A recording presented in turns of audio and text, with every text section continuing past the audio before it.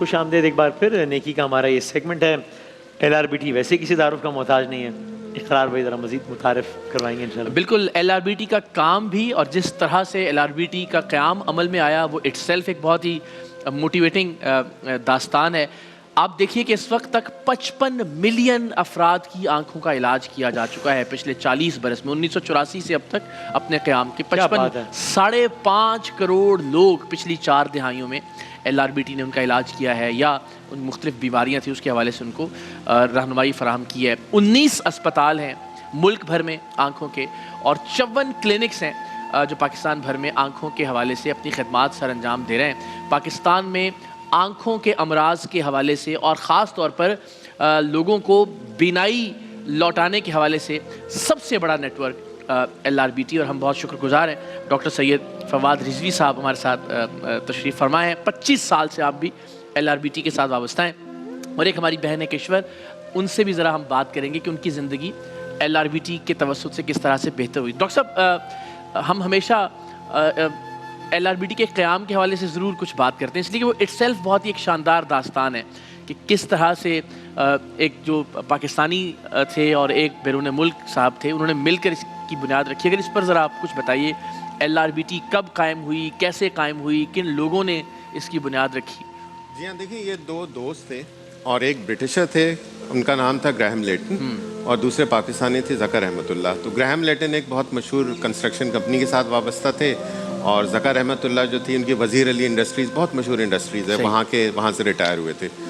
تو پھر ریٹائرمنٹ کے بعد ان دونوں دوستوں نے سوچا کہ ایسا کیا کام کریں کہ جو کچھ ہمیں اللہ نے اتنا نوازا ہے ہم انسانیت کو واپس کر سکیں. اچھا, اس میں just keep this one thing in mind کہ گراہم لیٹن واز اے برٹشر اور مذہب کے اعتبار سے مسلمان نہیں تھے. صحیح. اور دوسرے ذکر احمد اللہ تھے, obviously he was a Pakistani. ان دونوں نے مل کے یہ سوچا اور اس وقت یہ دیکھا کہ مطلب آنکھوں کی مد میں بہت ساری بیماریاں ہیں اور جن کو ہم تھوڑے سے سرمائے سے بہت بہتر علاج کر سکتے ہیں. تو 1984 میں انہوں نے یہ ادارہ قائم کیا اور شروع کیا تھا ایک وہ جو ٹرالر ہوتا ہے نا اس ٹرالر سے.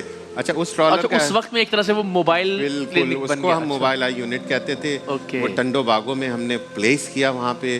اچھا, اس موبائل یونٹ میں ایسا تھا کہ ٹرالر کے ایک طرف سے OPD تھی اور دوسری طرف سے آپریشن تھیٹر تھا. اچھا. اور بیچ میں کھڑکی سے دوائیں دی جاتی تھیں. تو دس از ہاؤ وی اسٹارٹیڈ 1984 میں.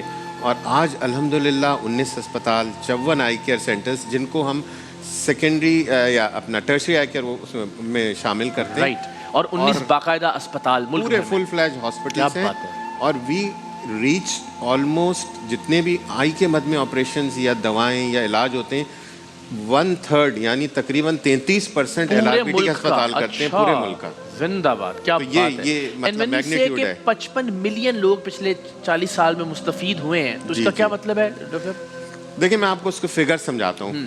جب 1984 کے اندر بلائنڈنیس کا سروے کیا گیا تو پتہ چلا پاکستان میں بلائنڈنیس کی شرح 2% ہے, آلموسٹ 2% ہے. آج ہم جب اس وقت یہاں بیٹھے نا بلائنڈنیس کی شرح 0.9% ہے, آدھی سے کم ہو گئی ہے. میں یہ نہیں کہہ رہا کہ یہ سب LRBT کی بدولت ہے لیکن we are major stakeholder. صحیح. تو الحمدللہ نابینا پن ایک ایسی بیماری ہے جس میں سے 90% ٹریٹیبل ہے. یہ سوچنے کی بات ہے 10% ہیں کہ جن کی بینائی غیر اللہ کی irreversible loss ہے یا پیدائشی 80 سے 90% لوگ ٹھیک ہو سکتے ہیں. جی دیکھ سکتے ہیں پروردگار کی کائنات. صرف پتہ ہے پرابلم کیا ہے, ایکسس نہیں ہے. اللہ اکبر. مطلب وہ ان کے پاس اتنے یا وسائل نہیں ہیں یا فیسلٹی اس جگہ اویلیبل نہیں ہے کہ وہ جائیں اور جا کر اس کو اویل اور وہ ساری زندگی بغیر دیکھے گزار دیتے ہیں اس لیے کہ علاج کی سہولت کی طرف رسائی میسر نہیں ہے یا افورڈ نہیں کر سکتے. اللہ اکبر.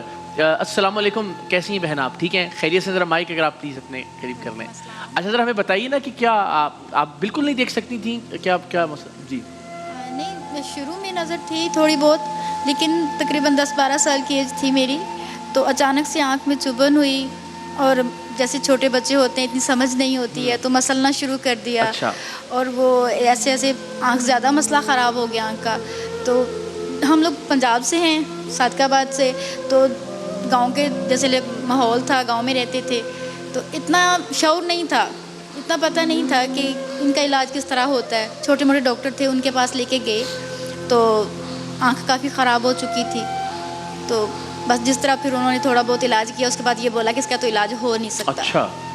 تو بس جیسے ہم لوگ غریب تھے, اتنا پیسہ نہیں تھا کہ کسی بڑے ڈاکٹر کو چیک اپ کرا سکیں یا کسی سے پوچھ سکیں, تو بس اس لحاظ سے پھر چپ کر کے بیٹھ گئے.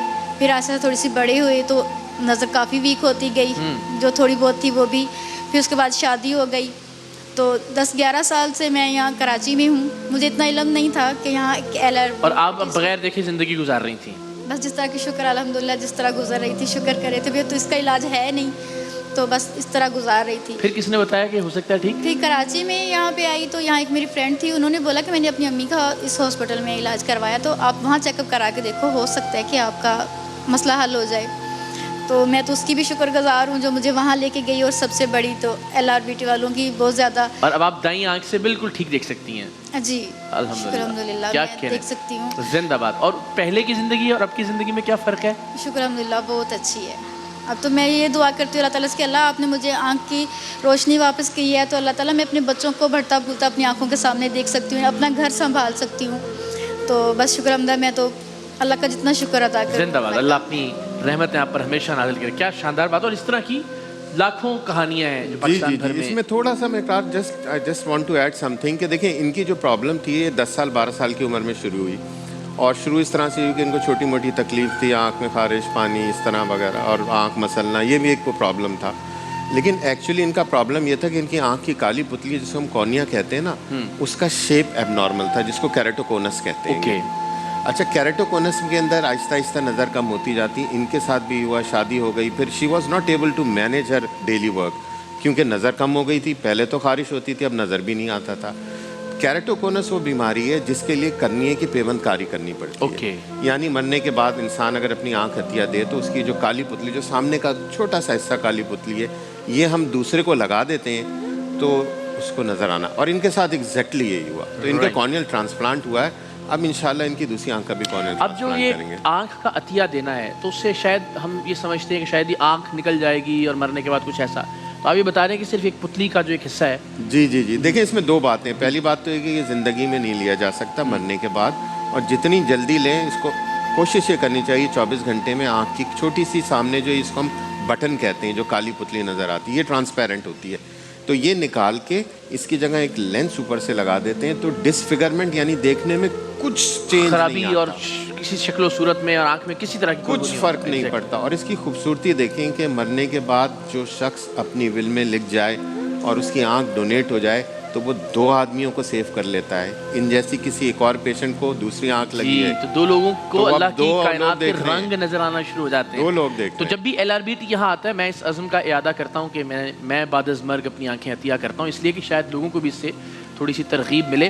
اور غالباً وہ جو ایک کوئی کارڈ ہے وہ بھی ہم نے بھر کے دے رکھا ہے, تو آپ لوگوں کے لیے بھی ذرا ضرور بتائیے کہ اگر کچھ ایسا عطیہ دینا چاہیں تو وہ کیا طریقہ کار استعمال کر سکتے ہیں. پلیج کارڈ ہوتا ہے, وہ آپ بھریں گے. اچھا, وہ بھر کے آپ کو اپنے جو قریبی جو آپ کے رشتہ دار ان کو بتانا بہت ضروری ہوگا, کیونکہ اللہ اگر رضائے الہی سے مجھے اٹھا لے گا تو میرے رشتہ دار ہی بتائیں گے فون کر کے کہ بھائی ایسا ہے اور انہوں نے یہ آپ کو جو ہے آنکھ عطیے کے لیے ڈونیٹ کے لیے لکھ کے دیا. ابھی تک جو زیادہ کورنیا کے عطیات ہیں وہ ہم باہر سے. اچھا دیکھیں, اس میں سری لنکا سے سب سے زیادہ آ رہے ہیں, کیونکہ ان کے مذہب میں ایسا ہے کہ وہ کہتے ہیں کہ جی آنکھ ڈونیٹ کرنی ہے. تقریباً 100% لوگ مرنے کے بعد عطیہ کرتے ہیں, آلموسٹ مور اور لیس نہیں ہے. اور ہاں. دوسرا کچھ USA سے اپنا جو ہماری فزیشنز کی وہاں پہ تنظیم ہے وہ کافی حد تک اس میں سپورٹ کرتی ہے, وہ USA سے ہمیں بھیجتی ہیں, and it's free of cost. Okay. جب سے سری لنکا کے تھوڑے سے حالات وہ ایسے ہوئے ہیں اور کچھ ان کے اکنامیکل پرابلمس, اور اس کے بعد سے اور اسپیشلی کووڈ کے بعد سے تھوڑا کم تو ہو گیا ہے, لیکن ابھی بھی یہ مین 2 ڈونر ایریا. ڈاکٹر صاحب, یہ کبھی ایسا ہوتا ہے کہ فار ایگزامپل یہ اتنے 100 یا اتنے 1000 لوگ ہیں کہ جن کا کارنیا ٹرانسپلانٹ ہو اور وہ ٹھیک ہو سکتے ہیں, بینائی واپس آ سکتی ہے, لیکن چونکہ کارنیاز اویلیبل نہیں ہیں عطیات اس کے, اس وجہ سے آپریشنز رکتے ہیں کبھی؟ جی, سب سے بڑا پرابلم ہی ہے کہ دیکھیں اس وقت ہمارے پاس جو لسٹ ہے کارنیا جن کو ٹرانسپلانٹ کرانی ہے وہ تقریباً 2-2.5 ہزار کی لسٹ ہے, اور ہمارے پاس کارنیا ہفتے میں کبھی 10 آ جاتے ہیں, کبھی 5 آتے ہیں, ڈپینڈنگ اپون کے حالات کیا ہیں. سو بیسیکلی نیڈ کی ضرورت ہے اس کے اندر. اور بس میں چاہوں گا آخر میں, اگر آپ کے جو ظاہر اگر 19 اسپتال, 54 کلینکس اور اس کے علاوہ ظاہر بہت سارا کام ہو رہا ہے, تو یہ جو اس کا فائنینشیل جو اس کی اسٹرینتھ ہے وہ کن لوگوں کی بدولت ہوتی ہے, اور کوئی اگر اس کارواں میں شامل ہونا چاہے تو جی ہاں, دیکھیں بیسیکلی اس کے اندر 2 ہے, زکوٰۃ, خیرات, عطیات, ہر مد میں. اور میں تو کہوں گا پاکستان کے لوگ سب سے زیادہ جنرس ہیں, کیونکہ سب سے زیادہ سپورٹ جو ہمیں ملتی ہے لوکل ڈونیشنس, یا ہم جیسے آپ جیسے لوگ ہی اس کو ڈونیٹ کر رہے ہیں. اور اس میں دیکھیں اب تو رمضان کی مطلب اختتام ہی ہے, الوداعی وہ آ گئے ہیں, لوگوں نے زیادہ تر اپنی زکوٰۃ دے لی تھی یا دے دی ہوگی. لیکن میں یہاں یہ رمضان کے توسط سے اور ویسے ان جنرل اپیل ملی ہے کہ دیکھیں ہم تو پورے سال کام کرتے ہیں, اور ارسپیکٹو آف دا فیکٹ کہ کس کا کیا مذہب ہے, کس کا کیا دین ہے, اس کے حساب سے کام نہیں کرتے.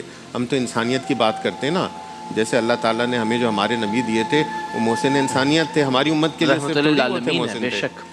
تو اللہ تعالیٰ نے اسی مد میں ہم بھی اسی طرح سے کام کر رہے ہیں. تو آپ پورے سال ڈونیٹ کر سکتے ہیں پلیز, زکوٰۃ اور خیرات کے لیے رمضان کا انتظار نہیں ہے. بالکل درست بات. بہت بہت شکریہ doctor Fawad, thank you so much. آپ کا بہت شکریہ, اور آپ کے لیے ڈھیر ساری دعائیں. LRBT کی جو خدمات ہیں اور LRBT کا جو کام ہے پچھلے 40 برسوں سے ہم سب جانتے ہیں کہ بہت ہی شاندار طریقے سے کیا جا رہا ہے. اور میں آپ کی پوری ٹیم کو شکریہ کہتا ہوں, خاص طور پر جو بانیان تھے, ہم سب ان کے شکر گزار ہیں. اور اب جتنی آپ کی ٹیم اور جتنے لوگ آپ کے کام کر رہے ہیں اس مشن پہ, ان سب کو خراج تحسین. جزاک اللہ, بہت شکریہ سر, تھینک یو ویری مچ. اور ظاہر آخر ماہ مبارک ہے, وہ عید کی خوشیاں آنے والی ہیں, یہی سوچ کر کہ ہم جو کچھ اپنی طرف سے کر لیں, انشاءاللہ ان لوگوں کی عید ہو جائے گی, بہت سارے لوگوں کی حقیقی معنوں میں عید ہو جائے گی. یکم شوال سے زیادہ ان کے لیے عید, ظاہر ہمارا تو مذہبی عقیدہ وہ تو ہے ہی, لیکن اگر آپ سوچیے میرے آپ کے کسی ایک ایکشن سے کسی کی بینائی واپس آ جاتی ہے تو اس سے بڑی عید کیا ہوگی اس کے لیے. بہت شکریہ سر. ایک بریک ہم لیتے ہیں, اور اس کے بعد بریک کے بعد دیکھیں گے ہمارے آج کا خاکہ, اور پھر علماء کرام کے ساتھ سیگمنٹ کے ساتھ ہم حاضر ہوں گے انشاءاللہ.